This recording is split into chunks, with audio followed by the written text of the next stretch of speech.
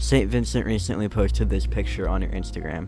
The caption reads, "Here I was paying homage to the hero's pose for Rolling Stone Germany. David Bowie was the best. He just was." This isn't the first time St. Vincent has shown love for Bowie, and definitely not the first time she's been compared to him. In July 2016, the Daily Mail published an article called "The Female Bowie Who Saved Cara Delevingne." It managed to credit her for supposedly being responsible for Cara not doing drugs anymore, while also belittling her for being from a working class family. Whoa, tabloids. The article is credited with being the first one to compare her to Bowie, although it's been said plenty of times elsewhere online before 2016. She was compared to him even in the Pitchfork review for her first album, Really the Least Bowie-Like One. But why do people make this comparison? Is it right? Can anyone be the new Bowie or the female Bowie? If I ain't budge, sayonara, for this mudslide, sayonara. To answer that, we need to find out firstly, who is St. Vincent? St. Vincent is Annie Clark, a 36-year-old, 37-year-old, on the day that I'm posting this. Happy birthday. She's a 37-year-old musician from Dallas, Texas. In 2008, she came out with her debut album, Marry Me, after being a member of the Polyphonic Spree and Sufjan Stevens touring band. After that came Actor and Strange Mercy. In 2014, St. Vincent released her self-titled fourth album, which put her into the mainstream as well as bringing on the Bowie comparisons. When her self-titled album came out, St. Vincent became more of a character instead of just the name that Annie Clark goes by on stage. She released a signature guitar in 2016 and a new album, Mass Seduction, the year after. Then, last year, she released a stripped-down piano version of Mass Seduction, and here we are in 2019. That's a very brief summary of St. Vincent's career. I could easily go into more detail, but for this video, we'll mainly be focusing on Annie during the self-titled era, when there became a more clear distinction between St. Vincent and Annie Clark, and when she became more Bowie-like. But what does that even mean? When people compare Annie Clark and David Bowie, they're often really comparing St. Vincent and Ziggy Stardust, their respective alien-like alter egos. When this album released in 2014, Annie went from Annie Clark from Texas, oh, she has curly black hair, she kinda looks like a deer, nice guitar skills, cool woodwinds, to St. Vincent from space, never wearing anything normal with big white hair and a new live band and all that. Here's how Annie describes the self-titled character. Every record I've made has more or less a kind of archetype.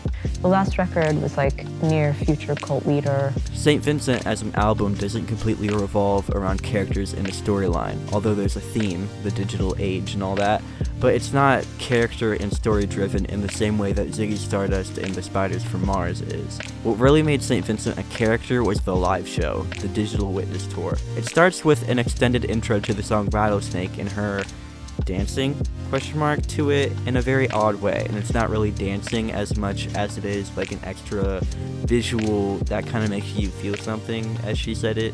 One of the bits of choreography that just came naturally, that I was like, oh, what if I do this? It was like 2 fingers going like that. Wow. But it wasn't this. It wasn't like, oh, I'm cutting your throat. It was this, and it made me feel something, and I didn't know what it was. It didn't feel like gory, but it felt somewhat threatening. Yeah. It makes me feel creepy. On stage. Yeah, but in a good way. Vulnerable. No, or like scared. like powerful, creepy. Yeah. It's kind of scary at some times, while also beautiful at other times. There's a whole range of emotions, and it really was performance art. At one point, there's a monologue that really gives you the sense of, oh, she's not from here, this is definitely something else. Here, being like Earth. Good afternoon, ladies and gentlemen of San Francisco, and a very, very special, very warm welcome to the freaks and to the others. I think we have a few things. Just a couple things in common. So many things in common. Like, for example, you were all, every single one of you, Even those of you who are chit-chatting. born before the 21st century.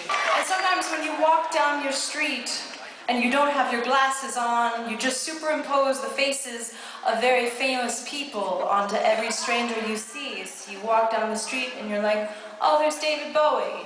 And also, one time when you were a little kid, you decided that you were gonna fly. And so you strap to Domino's pizza boxes onto either of your arms. Jumped off your bed over and over and over for hours and hours and hours and hours and hours and hours and hours. But instead you landed. You landed hard and you bruised your knee and you scraped your eye. Or you skinned your body. But you tried again and you kept trying and you kept trying and you kept trying. Because you realize that that's what life is. No matter how many times we jumped and we failed, no matter how many times we jumped and we got blindsided and stricken by love, no matter what happened, we will never and we have never. we never, ever, ever, ever, ever gave up hope. She would change it a bit each night depending on where she was, which helped relate to the audience, as well as the whole we have a few things in common thing. She's some cult leader from the future that wants to relate to you but maybe can't. Especially with the odd kind of out of place passion at the end, the character is definitely somewhere in the uncanny valley. David and Annie both position themselves outside of gender by becoming their respective otherworldly alter egos. Annie played so much with identity, especially on Self-Titled, with the whole stage character, and also with songs like Prince Johnny and Huey Newton. Prince Johnny is all about a transgender protagonist and their story. It's about, it's sort of an amalgamation of friends and people that I know in the downtown New York artist, freak, queer scene. I'm not entirely sure how obvious the theme of the song is, but I have found it especially gratifying to get tweets or messages from, you know, LGBT youth saying, oh, thank you for that song. She doesn't explicitly say, like, yeah, this song is about transgender people, but with that clip and other clips, and then combined with the lyrics in the chorus, it like makes sense. It's about a transgender person, take my word on it. Annie Clark herself, like Bowie, is queer and has talked about fluidity and the spectrum of gender. I think sexuality is fluid. Yes, I think gender is fluid. So she has a weird alien-like character like Bowie, she's queer like Bowie, and explores that in her music. But does that mean she's just copying Bowie? What makes her the next Bowie, if she is? What does the next Bowie even mean? Eric Smith wrote about this exact thing in the Houston Press. He wrote that there are 3 criteria for determining whether an artist can be a spiritual successor to icons like Bowie or Prince, for example. He said that they were prolificacy, that sounds so, okay, well, they were that word, innovation, and longevity. As far as prolificacy, Annie definitely seems to be working hard and often. She said to Rolling Stone that she doesn't take time off, and that work is more fun for her than fun. Annie's been making music as St. Vincent since 2007, and we can't see into the future, so longevity is a hard one to determine, but I don't see her quitting or coming out of the spotlight anytime soon. There's still plenty of buzz around her and her music. Innovation is what I really want to focus on. Likely the most innovative thing she's done besides her music itself was her signature Ernie Ball Music Man guitar. At first glance, you can tell it's not a regular guitar. It's new and undoubtedly innovative. Annie Clark, better known as St. Vincent, is the first woman ever to create her own electric guitar for the mass market. It's a big step in changing expectations of the traditionalist canon of guitar. You can see that her mindset is totally, hey, that's insane, but I can do it.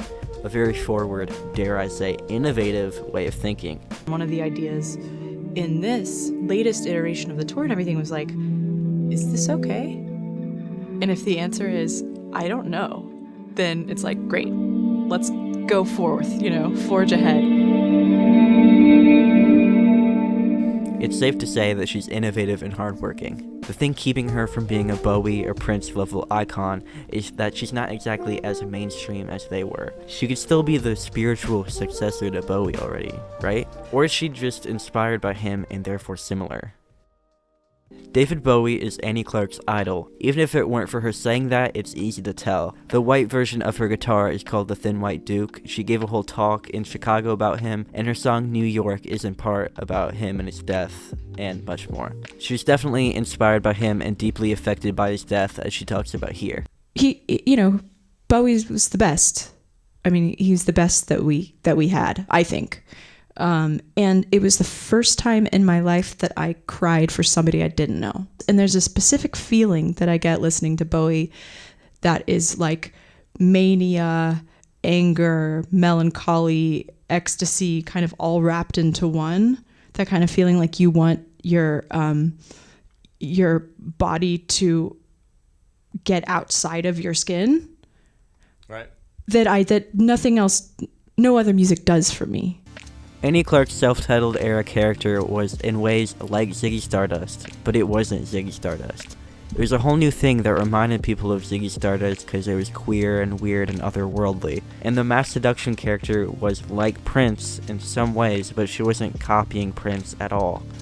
Same with Marry Me and Kate Bush or Actor and Andrew Bird. St. Vincent is her own new crazy thing, and people seem to need something to compare her to. The way Annie described listening to Bowie in this interview and the feeling she got, that's how I feel with her music. The melancholy of teenage talk and the party, the mania of Birth in Reverse and Now, it's insane. And I really can't describe the feeling you get listening to Just the Same but Brand New. It does make you, remember that you're alive. And that sounds cheesy, but I don't really know how else to put it. It's just wild.